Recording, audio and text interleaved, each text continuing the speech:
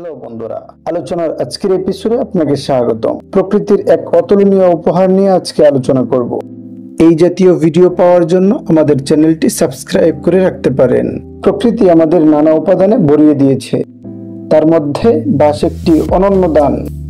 এটি শুধুই একটি গাছ নয়, বরং আমাদের জীবনধারা, সংস্কৃতি, অর্থনীতি এবং পরিবেশ রক্ষার সঙ্গে ওতপ্রোতভাবে জড়িত জীবন্ত সম্পদ। যুগের পর যুগ ধরে বাঁশ আমাদের দিয়েছে আশ্রয়, খাদ্য, উপকরণ ও পরিবেশের সুরক্ষা। এটি নীরব অথচ অটুট প্রতিশ্রুতি হিসেবে দিয়ে যাচ্ছে আমাদের উপহার। তাই বলা যায়, বাঁশ কেবল প্রাকৃতিক নয়, আমাদের জীবনের এক অপরিহার্য অংশ। বাঁশের ব্যবহার এবং গুরুত্ব হাজার বছরের পুরনো। চীন, জাপান, দক্ষিণ পূর্ব এশিয়ার প্রাচীন সভ্যতায় বাঁশকে সবুজ সোনা হিসেবে অবহিত করা হতো। চীনা দার্শনিক কনফুসিয়াস বাঁশের নমনীয়তা ও দৃঢ়তায় জীবনের ভারসাম্য খুঁজে পেয়েছিলেন। প্রাচীন ভারতের সাহিত্য ও সংস্কৃত শাস্ত্রেও বাঁশের উল্লেখ দেখা যায়, যা প্রমাণ করে এটি দৈনন্দিন জীবন ছাড়িয়ে সংস্কৃতির প্রতীক হয়ে উঠেছিল। বাংলাদেশের গ্রাম বাংলার প্রতিটি ঘরেই একসময় বাঁশ ছিল অপরিহার্য।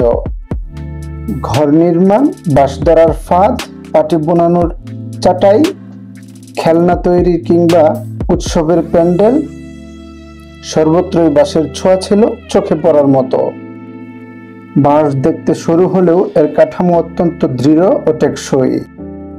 এটি দিয়ে ঘরের খুঁটি, ছাদ, বেড়া, এমনকি নদী পারাপারের ভেলাও তৈরি করা যায়। পাহাড়ি এলাকায় বাঁশ দিয়ে তৈরি সাঁকো ও অস্থায়ী সেতু এখনো অনেক জায়গায় ব্যবহার হয়ে থাকে। কৃষিতে বাঁশ এক অবিচ্ছেদ্য অংশ।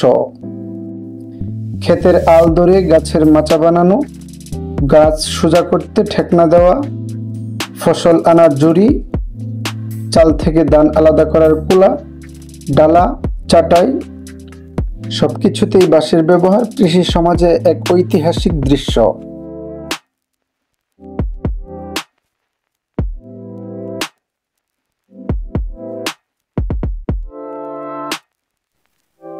বাঁশ কেবল গ্রামীণ জীবনের উপহার নয়, এখন এটি আধুনিক শিল্প ও প্রযুক্তিতে পরিবেশ বান্ধব উপকরণ হিসেবেও ব্যবহার হচ্ছে।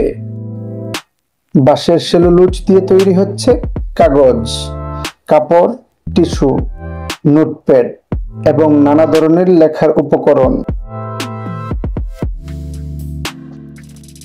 উন্নত বিশ্বের অনেক দেশ এখন বাঁশকে বিকল্প কাঁচামাল হিসেবে গ্রহণ করছে, কারণ এটি দ্রুত বর্ধনশীল এবং এর উপাদানে রাসায়নিক ব্যবহারও কম। খাদ্য হিসেবে বাঁশের পুষ্টিগুণ অবিশ্বাস্য। বাঁশের কাঁচা অংশ, যাকে আমরা বাঁশকড়ি বলি, তা একটি সুস্বাদু ও পুষ্টিকর সবজি হিসেবে পরিচিত। এটি সিলেট, চট্টগ্রাম ও পার্বত্য চট্টগ্রামে বিশেষ জনপ্রিয়।